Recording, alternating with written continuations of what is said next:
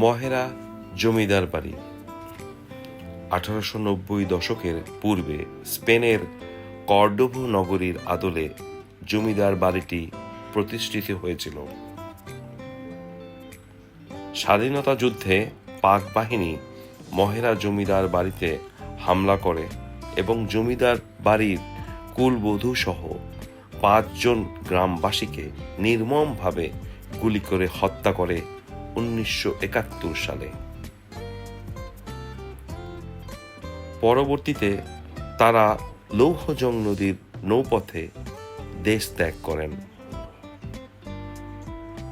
এখানে তখন মুক্তি বাহিনীর ক্যাম্প স্থাপন করা হয়েছিল।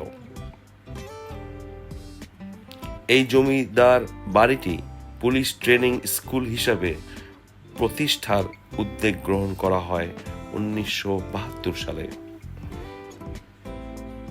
এবং পুলিশ ট্রেনিং স্কুলকে পুলিশ ট্রেনিং সেন্টারে উন্নীত করা হয় 1990 সালে।